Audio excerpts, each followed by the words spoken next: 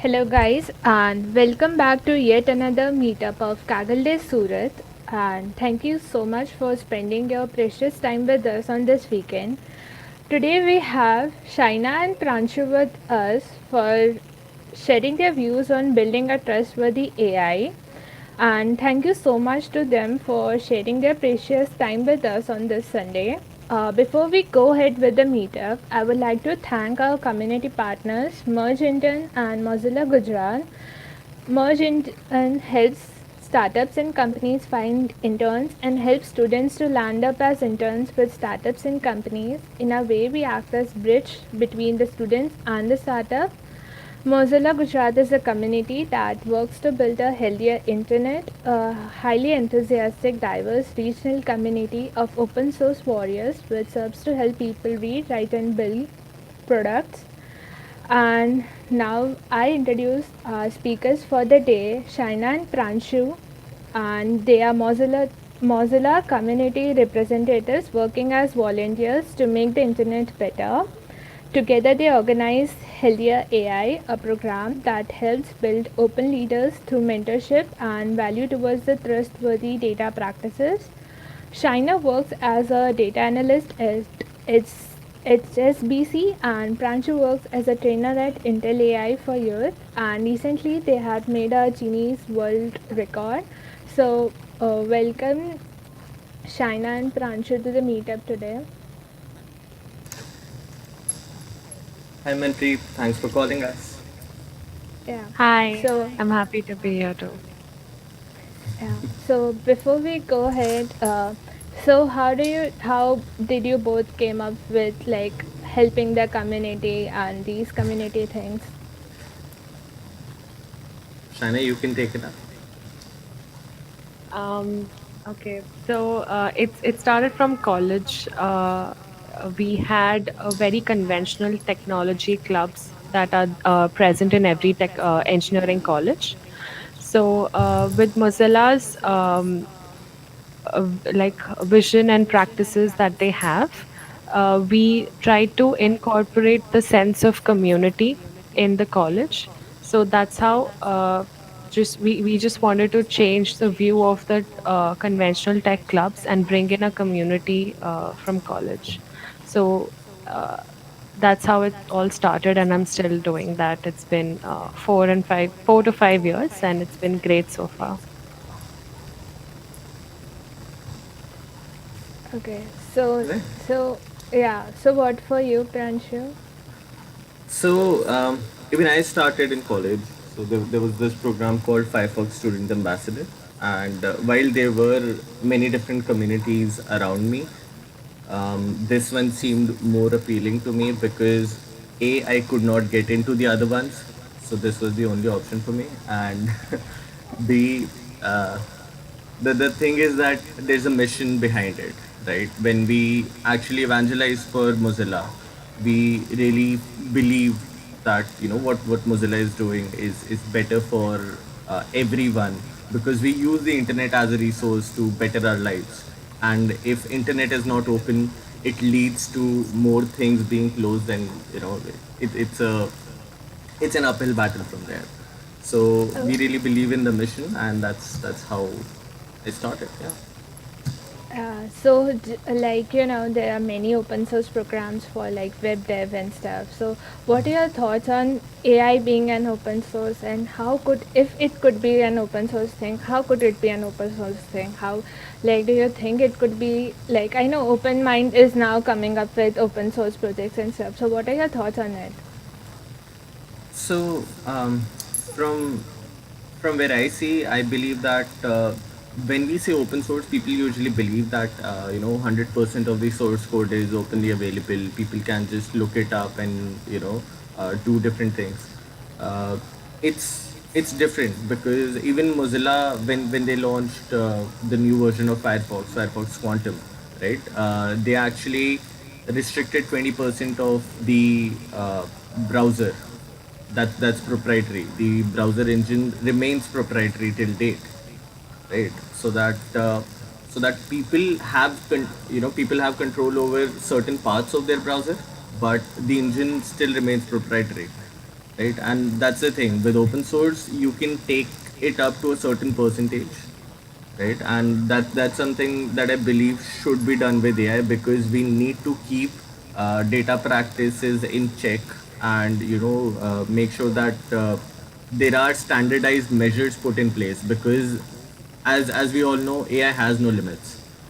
And if we as humans don't stay accountable to what we're building, it just won't happen. Okay, thank you. I hope we can. The stage is yours. You can go ahead with your session. All the best. I hope Thank you. speakers enjoy the session. I hope they do. All right. So I'll start. uh, okay, good morning everyone. Good morning to all of you. Thank you for giving us your early morning on a Sunday. um, Yeah. So today's topic is building trustworthy AI.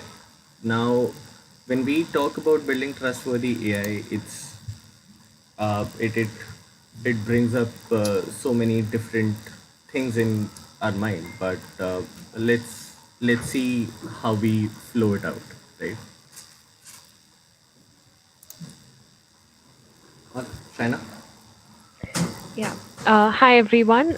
Thank you so much for coming here and watching this talk on building trustworthy AI on a Sunday morning. Manpreet introduced us before, but I would just like to supplement again that I'm Shina, and I work as a data analyst at HSBC. I have been doing my bit in the Mozilla community as a representative since around 4 years now. Along with Pranshu, currently I run a program called Healthier AI, which we would introduce you to at the end of this session. And just working towards building a healthy internet in every way possible. Thank you. All right. Hi everyone. I'm Pranshu Khanna. I'm a trainer for Intel Air for You, uh, where we just believe in making our country AI ready. So that's what we're trying to do. Um, as Manpreet rightfully said, we recently created a Guinness World Record for most users taking in artificial intelligence lesson in less than 24 hours. That was huge for us, and we continue to strive forward with that. Apart from that, I volunteer and often fight for the internet with the Mozilla community as a representative. I've been doing that for over 5 years now. And I organize Healthier AI, a mentorship program alongside Shina DHINGRA, which, as she said, we'll introduce later on in the session. Okay, so now that the introductions are done, let's move to another introduction, right? What is artificial intelligence? Now, this is a question you might be asked every weekend by every speaker you you come across, right? Whether it's what is NLP, what are self-driving cars, um, what is computer vision, and well, it all bounces back to this one very question, right? What is artificial intelligence? And I copied something from Google. Uh, I sort of agree with it. I actually agree with it completely, but it's more of a simulation in my head, right? So artificial intelligence is basically intelligence demonstrated by machines, right? Unlike the natural intelligence displayed by humans and animals, right? So um, it's basically a simulation of intelligence, of human intelligence that's been portrayed through a machine. Now, a machine has different functions, and it uses those different functions, those different output points to express what they you know what they have learned through the data that they have gotten. So this is basic artificial intelligence, and yeah, I hope you understood the point. Okay. Okay. So while we know artificial intelligence, um, while we understand, while we now understand what is artificial intelligence, um, I asked Google's AI if we can trust AI, right? Because today we're going to talk about trustworthy AI, and it's a larger question than itself because while artificial intelligence is all around us, is it trustworthy? Is something that I would like to ask you. Do you trust today's AI to handle your data in the best way possible to bring up uh, you know certain problems that that are in your life and handle it in the best way possible to in fact judge humans, based on the data that it has. So there are several different concerns with it, and like the most recent or the largest one that I see, which Facebook was fined $5 billion for. Um, it was the 2016 election, right? The 2016 US election, and that asks that begs for a larger question that if we can trust AI, and my job is all around helping students, helping people to educate them around AI, and this is something that we take a lot of time to help them understand what are the ethics around AI, and how should you uh, how should you perceive artificial intelligence around you. And yeah, so sometimes even I'm out of answers, so I asked Google's AI, can I trust AI? And then I got a little sidetracked. I went to see if I can trust Airbnb because the scamming thing on Airbnb is huge right now, especially right now. Uh, it's always fun to hear some, funny stories and some scamming stories to see how people are doing around it. Anyway, let us not get sidetracked. But then I really got back to the question, right? How should if I should trust AI? Can I trust AI? Right? Then I stumbled upon this particular report. You know, this one was by EU Commission, I guess. Right? This one was by EU Commission, and basically it it gave us a few guidelines. You know, it gave us a few guidelines around how how we should approach AI and the ethical concerns around it. Right. So as we move towards an age of AI, right, we need to understand that there's a larger purpose here. Right? It's not as simple as you liking, or you reacting to a Facebook post or an Instagram story. There's a much larger thing at play here. So there are several different aspects of it, right? And in order to approach these aspects, uh, you as a person, right, you need to be informed to help people who can make larger decisions, to pressure them towards making something better for you, right? In fact, not just you, our society as a whole, right? So this was by the European Commission, right? And these guys created uh, these guys created an ethical guideline to create trustworthy AI application in 2019, and this has been updated ever since. But basically, the whole point is that now all the governments are involved, right? Now, when does something become too big that the government is involved? you know. So some some random device is in your hand, right? And in order to understand, or in order to regulate what's in your hand, or like however you're using YouTube to view this talk, so to regulate that, the governments are involved. I mean, try and understand the scale of it, that YouTube moderation is now a government issue as well.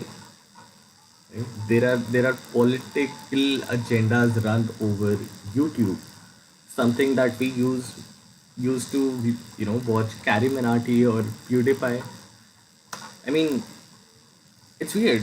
It's extremely weird, especially to me. I don't know how weird it is for you, but it is important to understand that when a video platform becomes so big that the governments are involved, not just one. Governments of multiple countries are involved. We we need to bring our attention to that, right? And which is why we are here, because there have been different conversations around how can you build different types of AI, and how can you use certain APIs, or a different model, or GPT-3, and whatever you use to build AI. There is not enough conversation around how it should be built, how it should be regulated, how should we keep it uh, in its boundaries, so that we can regulate it better. And to give you all a brief of that, um, we need to ask, how did we get here? Because it's not something that happened in the last month or so, right? It's a huge process since we started working on AI, right? Since we started getting different applications on AI, to right now, this moment in 2020, where uh, in in the United States of America, the Democrats and Republican Party are, basically fighting to put regulations on big tech as in Facebook, Google, uh, etc., etc., right? Amazon, yeah. So, in order to understand how did we get there, get here, we need to look at previous instances where AI has literally destroyed uh, individuals, right? And it's simply destroyed because, I mean, like, take a look at the examples here. Uh, okay, the first example is free speech is not the same as free reach, right? Now, when you read this title, you probably know and understand what do we mean by that, right? Uh, when we talk about free speech, it's definitely different than what you consider uh, free speech, because there have been instances where the president of United States, has accused Google, right, of burying, like literally burying, dug a hole and bury something, burying conservative news in search results, right? And this has found itself, in a certain domino or a ripple effect, where people have meaning to, come out and uh, attack certain standards, right? And those standards are literally not applicable anymore, because, see, uh, let's say you tweet about this meetup here, right? You share it, and like you tweet about it, all right? It does not get enough reach, and when it does not get enough reach, you go on to say that it's not getting enough reach, and it's not right. Twitter is burying news about Kaggle days, Surat, and it is biased towards other Kaggle days. I don't know, like something like that. And that that free speech that you have, right, to go out and say that. This article basically says that it's not the same as free reach, because that will give you more reach, that will give you more retweets. Like when Trump goes on to say that conservative news is being buried, right? That will get more retweets, so that you you have you have much more comfort towards uh, blaming tech companies, right, and blame them to not solve the real problems. So so that sort of relates to how we view all these news articles, these posts, these tweets, and how these algorithms are being tweaked. It's just to generate interaction, just to generate reach, right? Let's take a look at another example. Now, wrongfully accused by an algorithm, right? In what may be the first known case of its kind, as it says, right? A faulty facial recognition match led to a Michigan man's arrest for a crime he did not commit. So a lot of US states use facial recognition right now, and Michigan is a city where this was being used, and simply the man did not commit a crime, but that's what he was led to. That's what uh, he was convicted of. Now, should AI here be given that power to literally destroy a man's life, because that man will be known as a convict for at least some time now, right? It's not easy, right? It's not easy. Like think of it as being that man. It's not easy when humans make a mistake like that. It's certainly not easy when a machine makes a mistake like that. And well, who's to blame, right? Right. So another one we have is AI driven dermatology could leave dark skinned patients behind, right? Now, machine learning does have the potential to save thousands of people, right, from skin cancer, but it leaves dark skinned patients behind, right? It does not, uh, it simply has a bias issue, and that's based on the data that we have. And that's the thing, when we combine all of these factors, right, for for people who can be saved from skin cancer, this is a huge risk for them, right? Next up we have is a widely used algorithm for follow-up care in hospitals, right, is racially biased. Now, again, an example of bias. Now, this is based on the data that we have, obviously. Now, we know that with artificial intelligence, we provided data, and it certainly learns and scales it up uh, in its application. And that's what this this hospital algorithm did, right? When we talk about follow-up care, here what happened is that once you have been released from the hospital, right, you are being called to see and understand if you're okay, right? And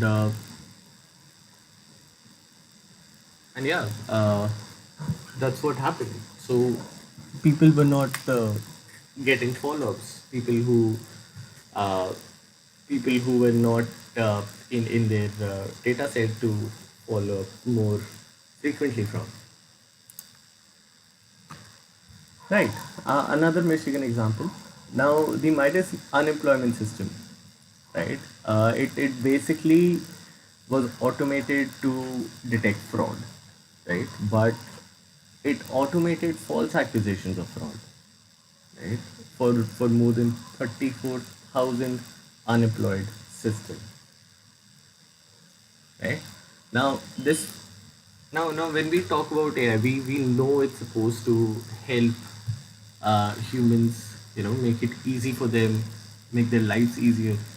But this is just something else to accuse somebody of fraud, right? And while you can blame it on the system, while you can blame it on previous data, it's just not right because 34,000 unemployed people are being accused of fraud.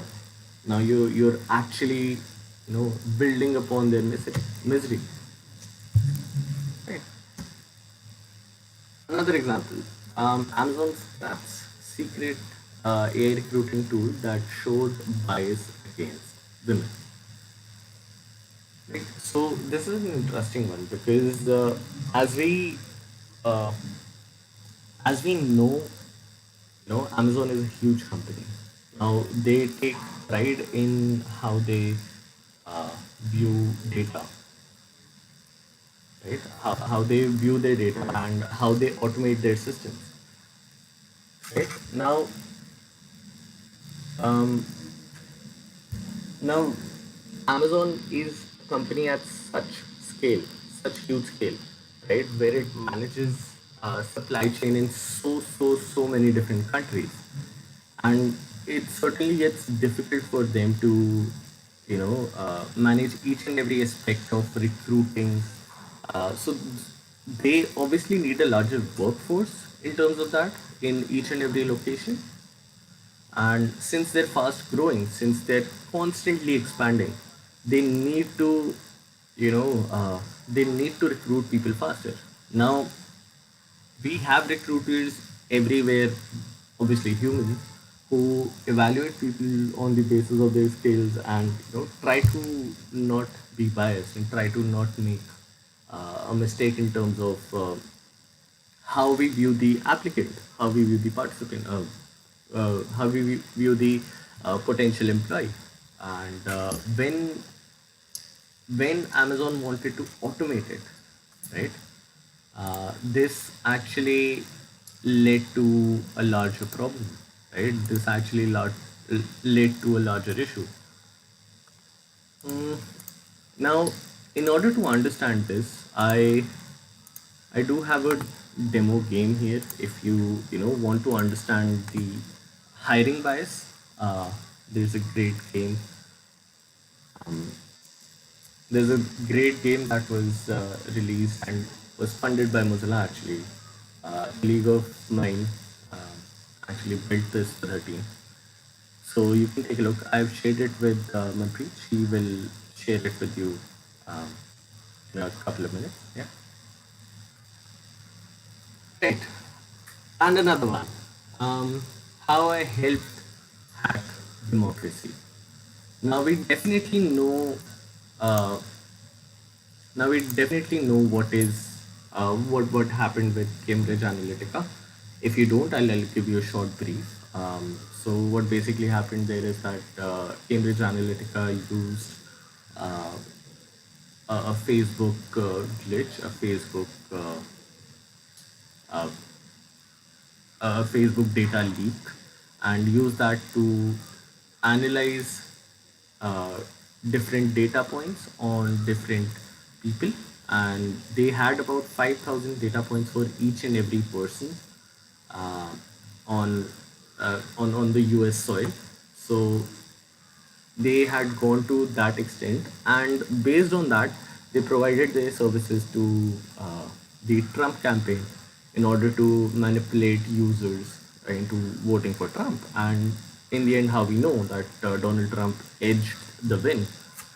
Now, this particular article is by uh, one of the leading data scientists that they had back in 2015, 2016, who was working on this campaign, right? And you can definitely find it on New York Mag. It's a 2019 article. You can simply look for how I help hack democracy. But this is a prime example of how destructive it can be. Right? Now, let's sum it up. Now we've gone through a few use cases, right? And now within those use cases, we found this. So there's obviously an issue with monopoly and centralization, right? When I say monopoly and centralization, it certainly appeals to issues like Amazon. You know, Amazon, while being a marketplace, right? I love giving this example. Now, while Amazon is a marketplace, right? You can you have a product. Let's say you sell a bottle, right? You can go to Amazon to sell your product, and Amazon will sell a lot out of it for the next 6 months. But Amazon will see that there's a high demand, and that demand will only rise in the future. So they will make a, a literal copy out of it, right?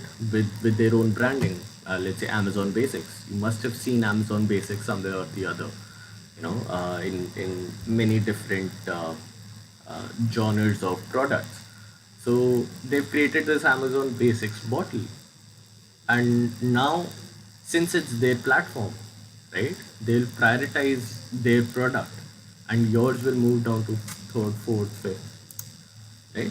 And that will create a monopoly in a sense where you while you were given the platform, now they know what are the challenges, and how are people reacting, what works in this product, and they start creating that monopoly. Same for say Facebook, right? Facebook was alone back in what 2015, 2016. Then they bought WhatsApp, then they bought Instagram, right? Now they have a centralized place where they can view all the data, analyze all the data that you give to the platform from whatever you chat on WhatsApp, whatever you like share on Facebook, and whatever you view or react on Instagram. So that's a great example of monopoly and centralization, and that is obviously a much larger issue that we'll face in the recent future. Right, I said the recent future because it's coming really soon. Now the other point is data privacy and governance, right? Data privacy is going to be a bigger issue than monopoly and centralization for each and every one of us. Right now, there are different priorities for each and every one of us, and privacy and governance will be something that we personally will be concerned with, because uh, uh, like like I mentioned in the last example, in the last use case, that how I helped hack democracy. That Cambridge Analytica actually had about 5,000 data points on each and every person in the U.S. soil, based on their personality, and that helps them figure out who we are, and based on that, they can easily manipulate us, right? So this is going to be a much larger issue, and how we regulate that is important. So in the next elections, you can expect, internet policies to be an issue too. Next up, we have bias and discrimination. We went through a couple of examples here in terms of bias and discrimination, where AI actually has a much larger effect on people's lives. And uh, thank you, Manpreet, for sharing the link. You can find the link uh, www.survivalofthebestfit.com to understand how bias and discrimination works, especially in recruiting. Thank you for sharing it again. Right. Next up, we have is accountability and transparency. Right.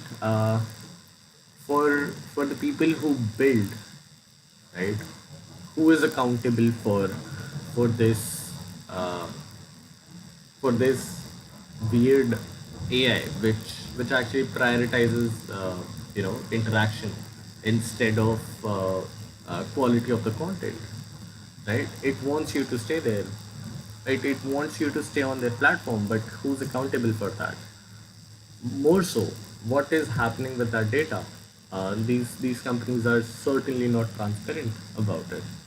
So we need to understand more about who's accountable, and how can we make it more transparent. Next up we have is industry norms. Now, I don't believe that most of you read about how different companies are approaching artificial intelligence in terms of policy, right? In terms of their internal policy, and just take a look, just go read and try and understand, how these industry norms are, because there are some companies which literally do not stop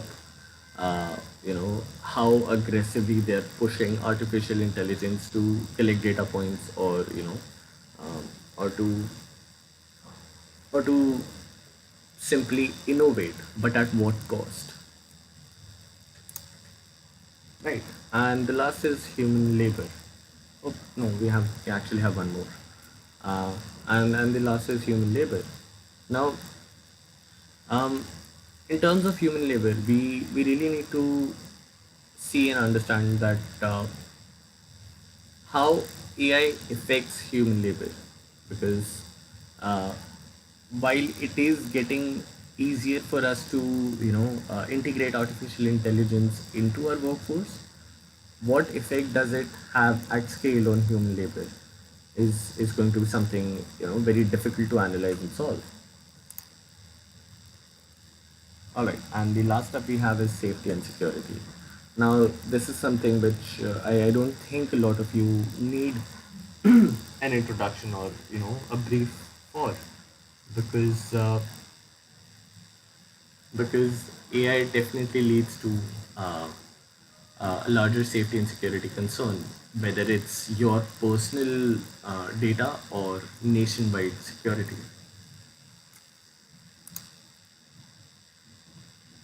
Right. So, how do we get out of it? Any suggestions?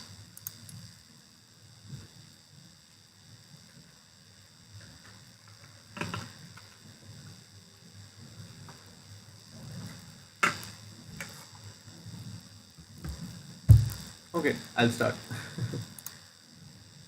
Now, we have this AI theory of change, right?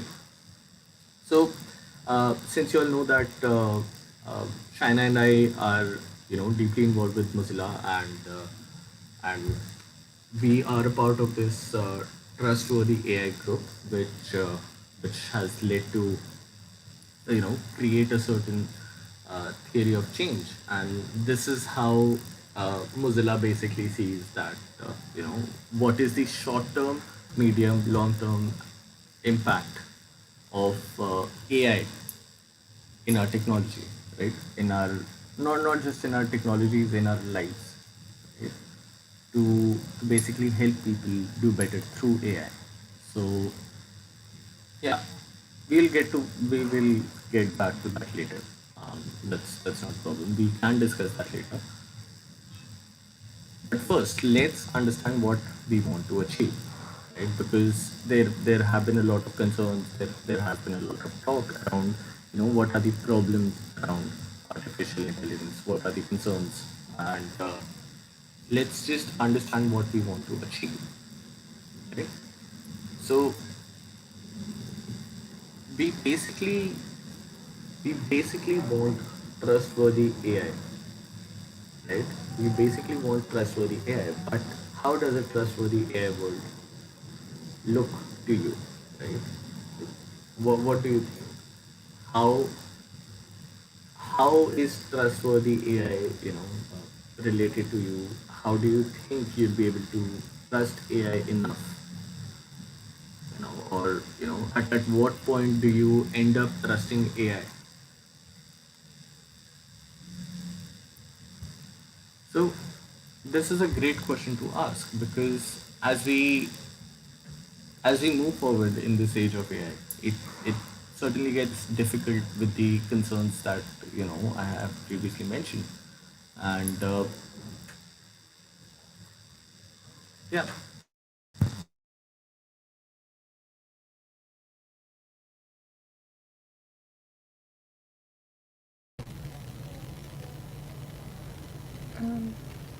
Sorry, Pranshu, we can't hear you.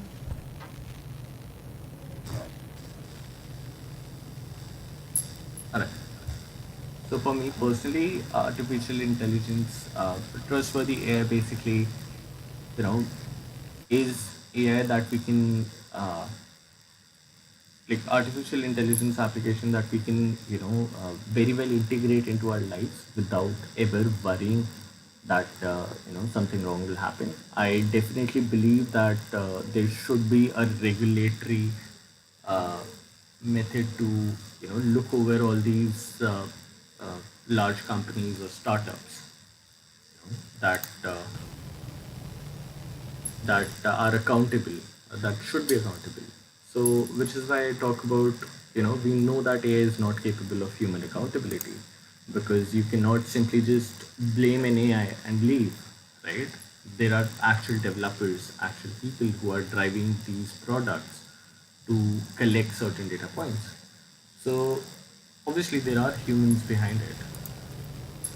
And Okay, just to interrupt, like I had a question. Then, how do you think that, like people saying that AI will soon take up people's place, like by 2000, in some years, it will be all AI, jobs will be taken by AI. So, what is your count on that?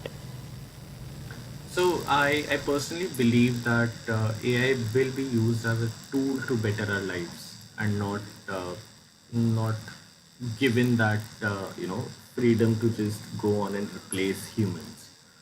So while we know and understand that AI is very well around us, we also know that it is often being used as a tool to help us.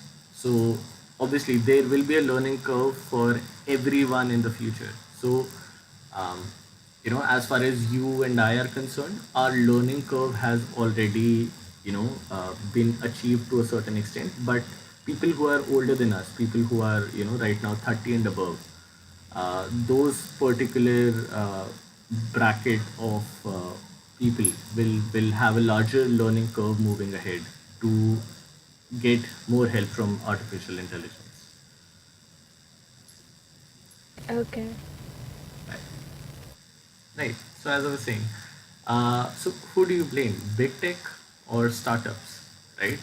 Now this is a different spectrum altogether, but these are actually the startups or these are already established companies which are powered by different funding sources and different team sizes to to to develop AI applications which are around us. And how do you put how do you actually put an accountability structure for them? Because it's definitely difficult. You cannot treat a startup and a big company like Facebook, Apple, Microsoft, Amazon, the same way. So it's important to regulate them in the right way, and that adds different level of complexity. Now, when we talk about big tech, this was their response, right? We like the U.S. Congress has had a few a few hearings around big tech, and this was their response. They certainly don't give a damn. They've been fined. Um, they've been regulated, but it's difficult to actually get a response out of them. Now, let's be honest here. It's too big a problem, and it's not something that a tech support person can solve, or you can simply turn off and turn it on again. So, how do we propose a problem? How do we propose a solution? And for that, I request China to take it forward. Yeah. Thank you, Pranshu.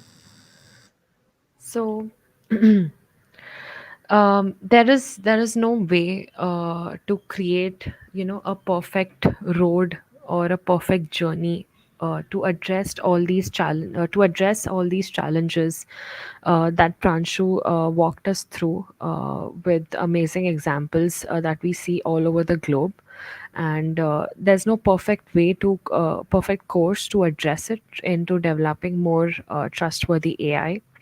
No one organization is going to cover all this on its own. It's all of us together, all the organizations together, and everyone will need to play a role in moving this agenda forward. It incorporates everyone from business leaders, investors who invest in the big tech, the academics, who are teaching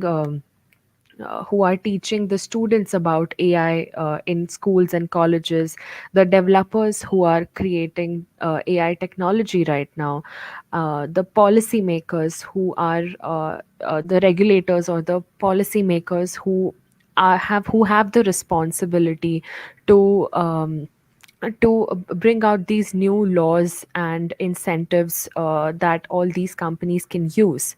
And more importantly, it's a responsibility on the consumers if we are ready to adapt to all these changes to into building a more trustworthy AI. So, our long term impact goal, the theory of change that Pranshu just showed, in that table, if you go back, you would be able to see that our long term goal is in the world of AI, consumer technology enriches the lives of human beings. So obviously that's what we are aiming for. That the AI in consumer technology should only enrich our lives, should help our lives, should make our lives easier, and not destroy it. So moving forward, next slide, please. Yeah. So it's not like that. It's not like we have to start from scratch.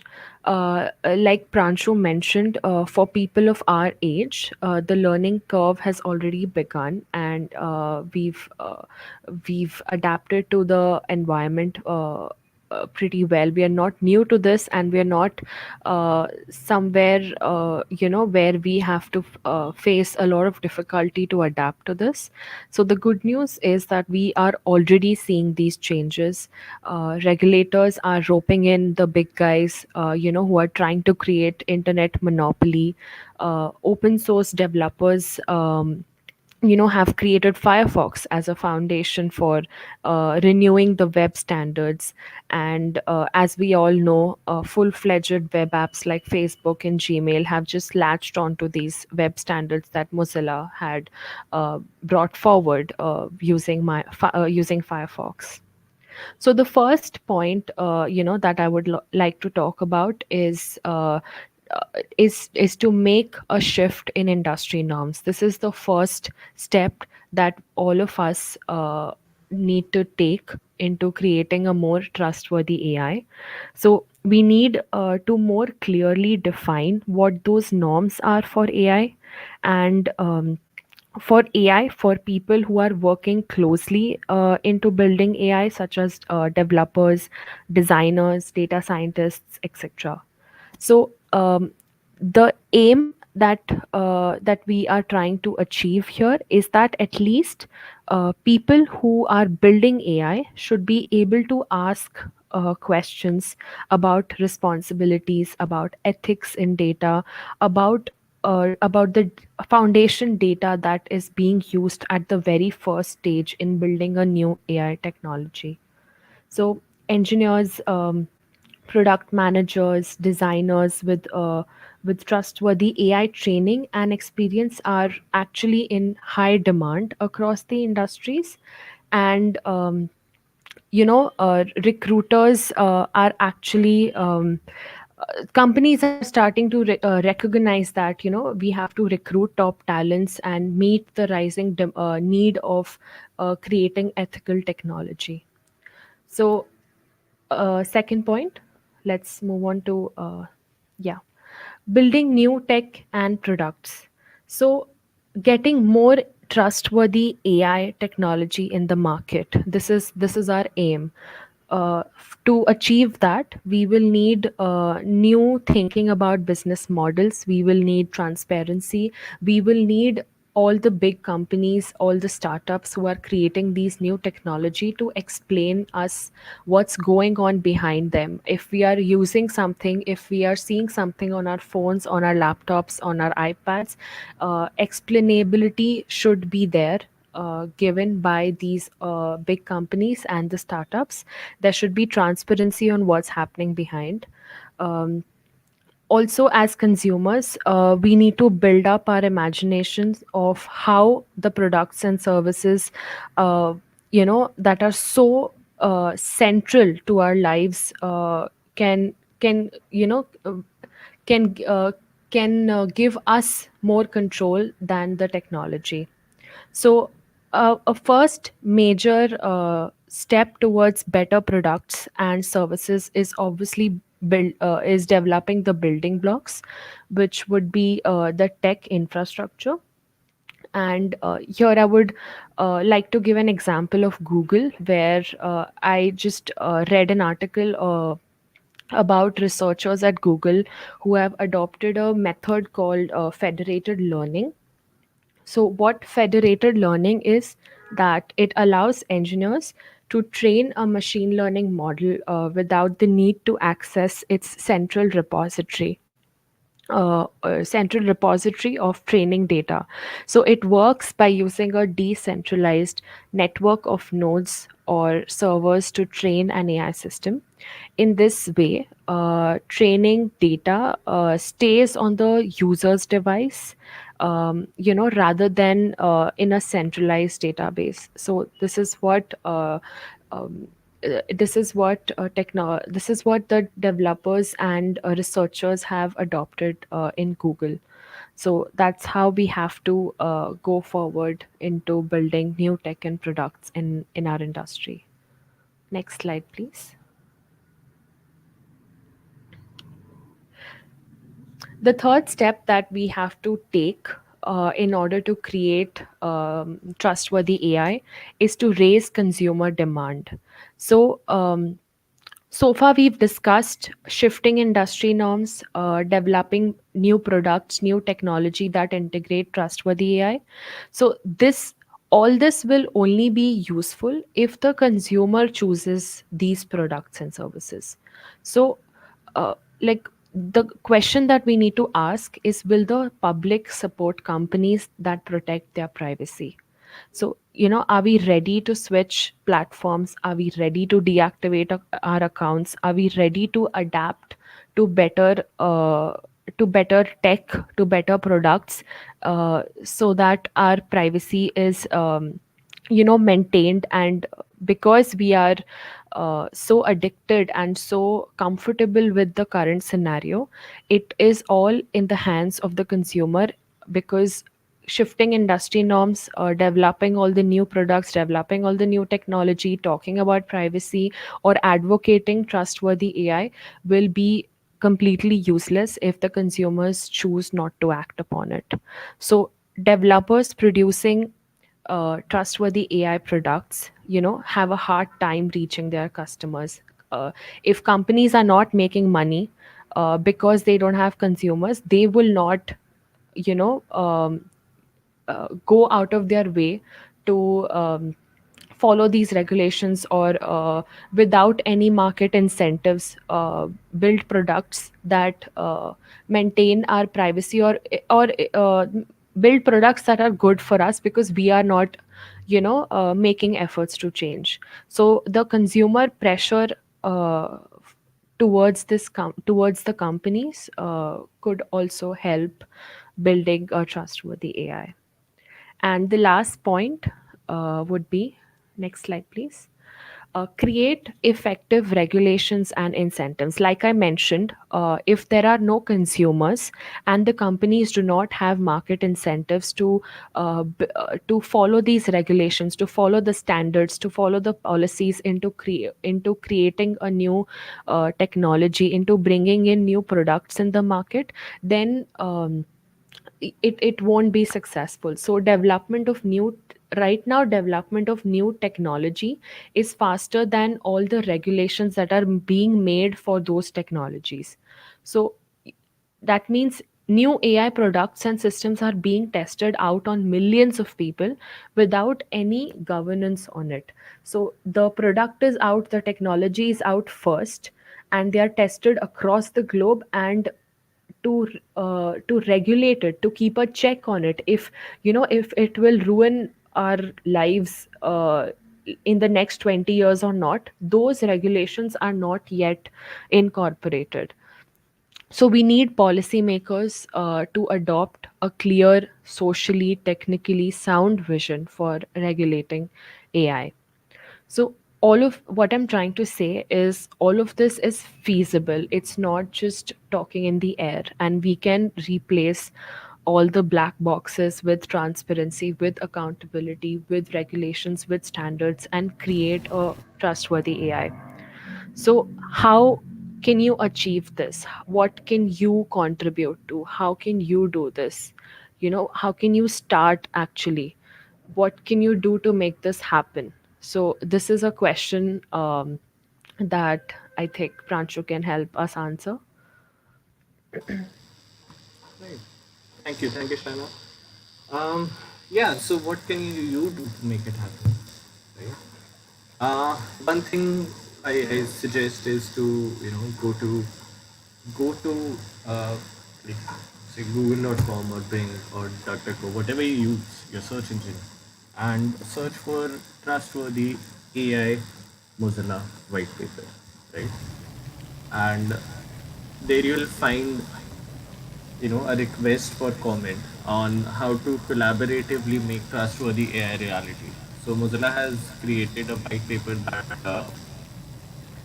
that you can view and that you can even have a contribution for. So they've created a whole trustworthy AI group, and we would love it if you go read and understand what are Mozilla's plan, and how can you make trustworthy AI a reality. So Mozilla is one of the few companies who are focusing on making this collaboratively with people who use and build AI like you.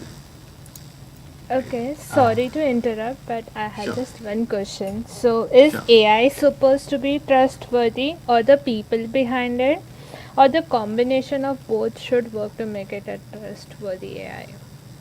So that's the thing. It's very complicated. Like I mentioned here, I guess.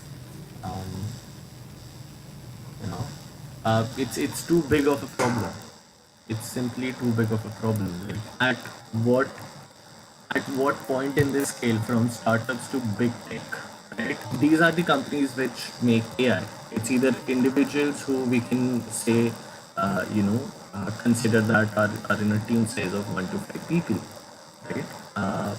You can consider them in this bracket, or consider big tech companies which use a huge stack of code along a suite of products. So, where do you actually start creating accountability? Right? That is the real question. And in order to do that, there's a whole white paper that we're talking about, which targets all of these points. So, from making AI trustworthy, so you cannot hold a machine accountable, right? So it's it's somewhat holding the people who create these AI applications accountable, and make sure that the governments around us recognize what what a probable solution is, and how can we regulate this to protect ourselves better and protect the society as a whole. So that's the combination. Like, to answer your question, it's a combination of both, obviously. Yeah. Yeah. Thank you. All right. Okay, so share more and more awareness, share more and more about AI awareness, right? So while AI is simple for all of you, right? All of you who are watching or will watch, it's easier for us to understand, like I said, but people around you, people who are say 30 and above, uh, they have a larger learning curve, and help them understand AI, help them understand what's good and what's not, right? And it's important that they know uh, what is behind artificial intelligence, why are these things for free, and how does it affect us and our daily lives. So yeah, apart from that, please educate yourself with great content. I know that it's difficult for a lot of people to read, so I wouldn't suggest you to go on, pick up a book and start reading, say 1984. But you can educate yourself through great content like say Black Mirror, or The Social Dilemma, or The Great Hack, right? Now these are available on Netflix, a platform that you often view things on, a platform powered by AI. So just start with say The Great Hack, that will give you a good background of the 2016 US elections. Check out Social Dilemma, which will give you uh, you know in-depth interviews from people who helped build the technology that we have right now in our hands, from Facebook to Instagram to Twitter to Pinterest. So there's CTOs, CEOs, data scientists, engineers. Uh, those are being viewed, and those are being interviewed. And after that, you can also take a look at Black Mirror. It's a much more dystopian future thing. So um, if you if you're if you're weak-hearted, please do not watch Black Mirror. But if you're not, if you love technology, just watch Black Mirror. Pick up any episode. These are all analogous. So yeah, educate yourself. Definitely. Right. And finally, I believe that some of you here are builders, right? Builders of AI, builders of artificial intelligence applications. Uh, People who use deep learning, machine learning day to day in their lives, who wrangle data every day and clean and analyze data, and even create dashboards. So just build responsibility. Make sure that you focus on each and every user and their experience, because it's important moving forward that we build responsibility to create a trustworthy atmosphere, not just around us but also around artificial intelligence, uh,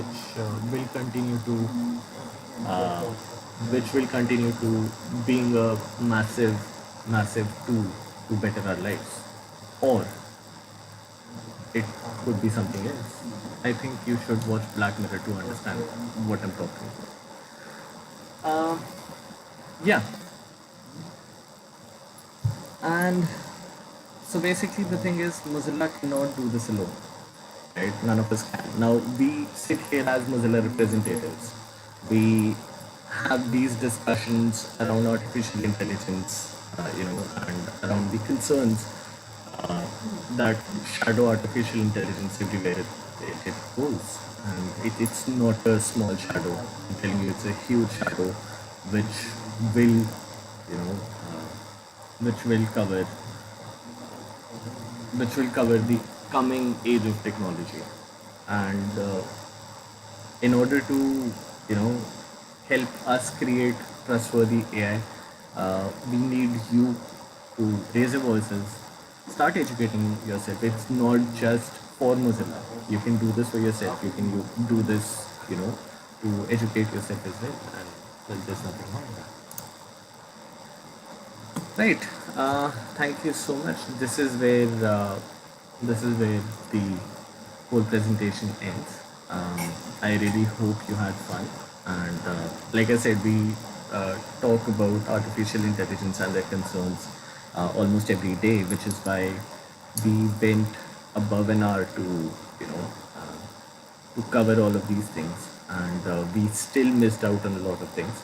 So please take a look at the white paper, the Mozilla Trustworthy AI white paper. It's a 70-page report. You can also find a summary and think about what trustworthy AI means to you. Um, that's the whole point of this talk. Thank you. Thank you. Thank you so much, Shina and Pranshu, for joining us. Before we move ahead with the question and answer, uh, please like, share, and subscribe and share this thing so that, with all amazing meetups coming ahead. So, Pranshu, before we move ahead, would you both like to throw some light on healthier AI? As you said, you would be uh, telling our audience about it. Shaina, would you like to talk about it? Yeah, sure. Not an issue. Okay, can I share my screen? Yeah. Okay.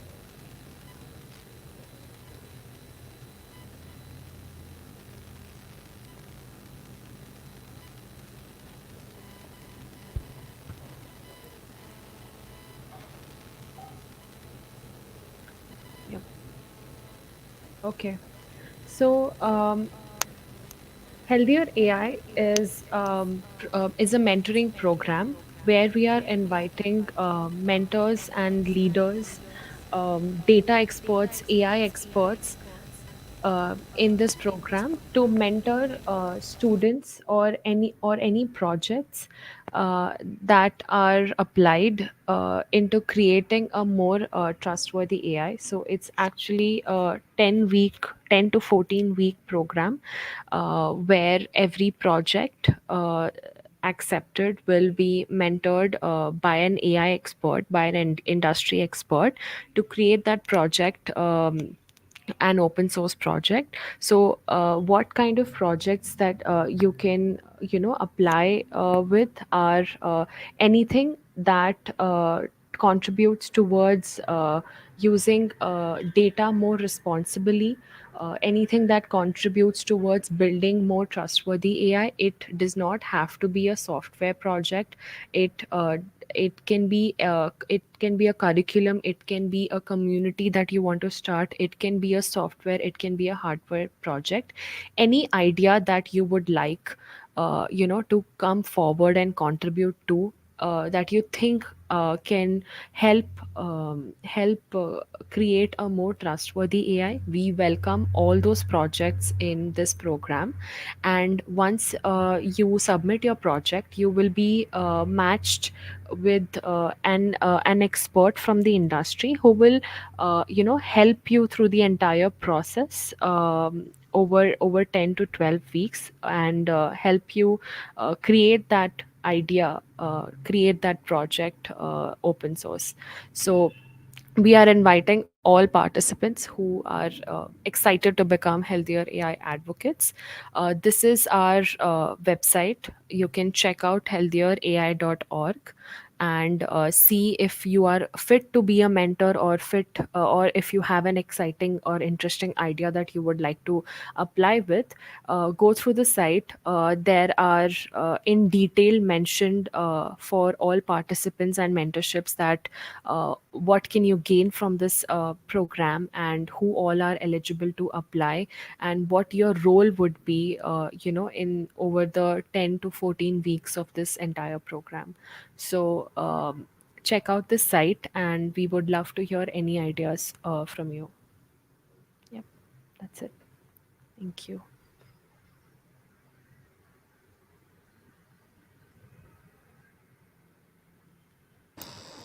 Manpreet, you're on mute.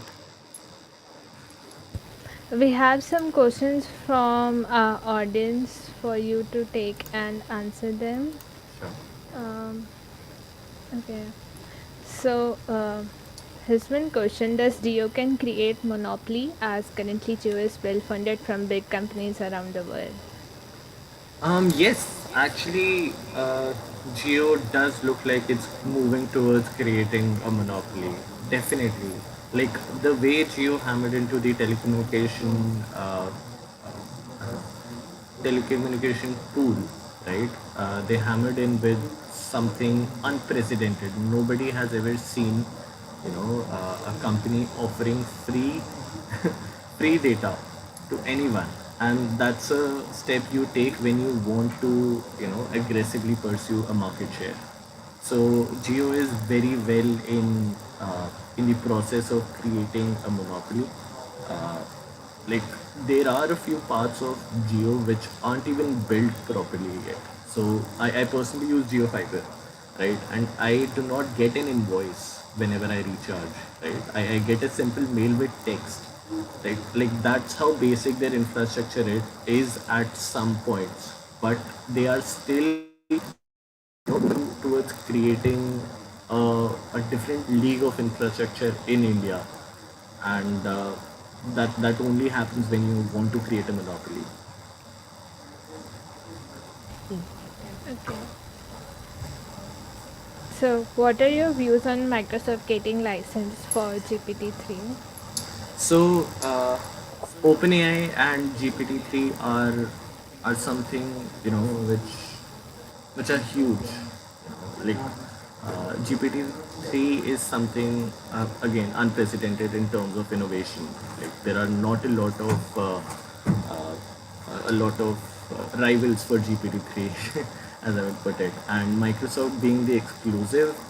While Microsoft has taken a lot of good steps in terms of data privacy and responsibly creating technology and using technology, I'm definitely excited to see what Microsoft comes up with, because I can imagine what they'll use GPT-3 for, the underlying technology, and uh, and uh, it's just exciting to see what will come up in terms of Word, OneNote, and there will be nifty little features that will be powered by GPT-3, and I'm looking forward to what they come up with. Uh, can regulating AI possible in India when even basic cyber crimes are not tracked? If yes, then how? Um, so regulating AI in India will be really difficult because, like it mentioned that even cyber crimes are not tracked. Just a second.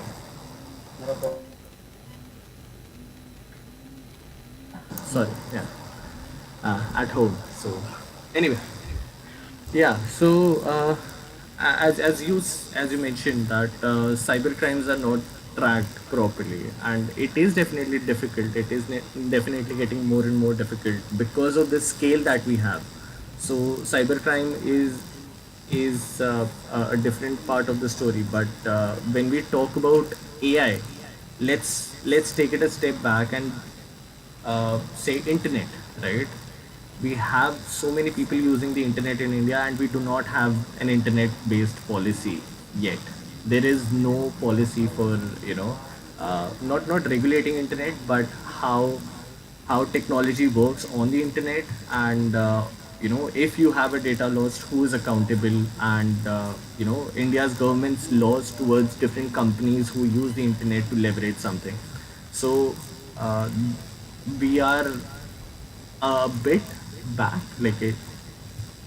uh, we are held back right now, but I believe that in about 2 3 years it should be possible, especially with Geo.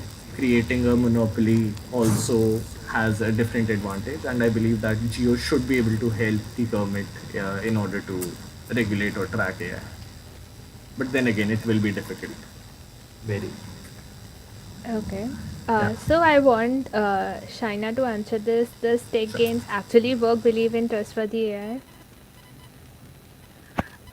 They have started to. That's what I believe actually. Even tech giants have started to work to believe in trustworthy AI, because right now entrepreneurs, small startups, and people like us are going ahead with these conversations where we need to build trustworthy AI. So, like I mentioned, um, the tech giants are somewhat at a pressure point where they have to demonstrate that they are creating the technology or creating AI more responsibly. So even if they do not want to, even if they do not get a profit out of it, they have like, if the question is if they believe in trustworthy AI, they have definitely started to believe in trustworthy AI, because they will not have an option to not, to move ahead with it. So that's what we are asking everybody to do. Just talk about it, be aware of it, and the consumer itself is in a position to create this pressure point in the market where all the tech giants are forced to believe in trustworthy AI and create a better AI for us. Okay. Last but not the least, as I know that you both have conducted a silly hackathon last month. So, what is one silly hack you encountered or you might have built that you found it very interesting to know? Yeah. So,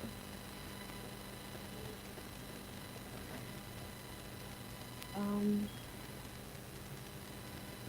okay. Pranshu, do you remember anything?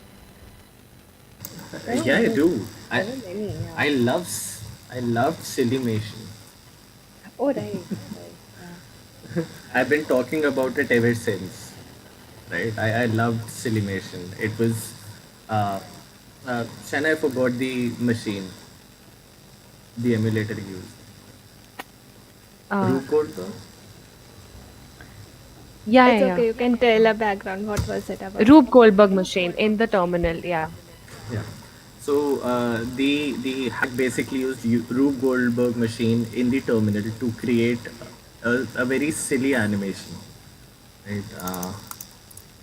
Um, I can I share my screen? Yeah. Just a second.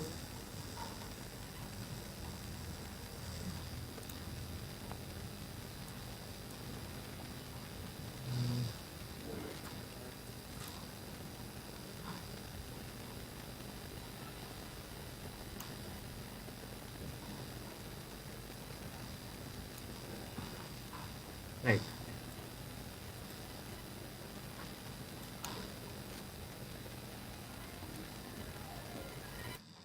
So this was the whole animation.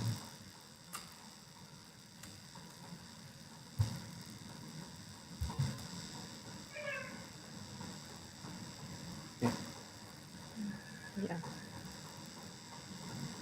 So this is all created in the terminal, right? They emulated the Rube Goldberg machine to create this animation uh, in the terminal.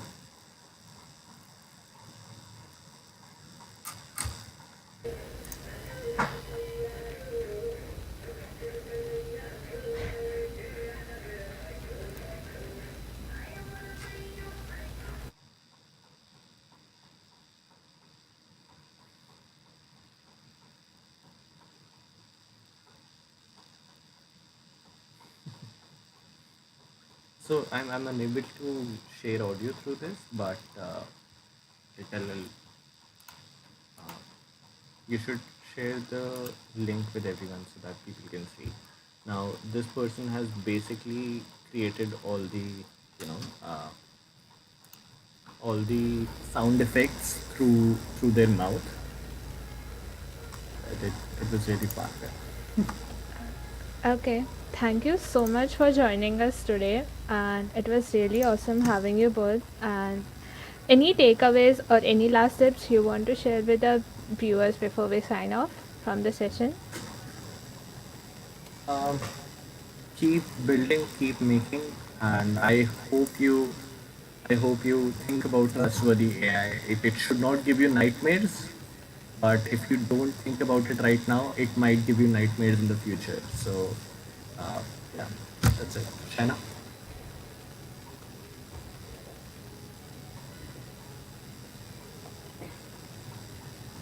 Um, Oh, yeah. okay. No problem. Well, Yeah. thank you so much for joining us today and our viewers. And I have linked about their LinkedIn profiles and about their work and healthier AI website in the description box below. You can go out and check. And yeah, thank you so much for joining us today. And thank you so much, Shina and Pranshu, for your valuable time on Sunday morning. It means a lot. Thank you. Bye. Thank Thank you. you. Thank you so much.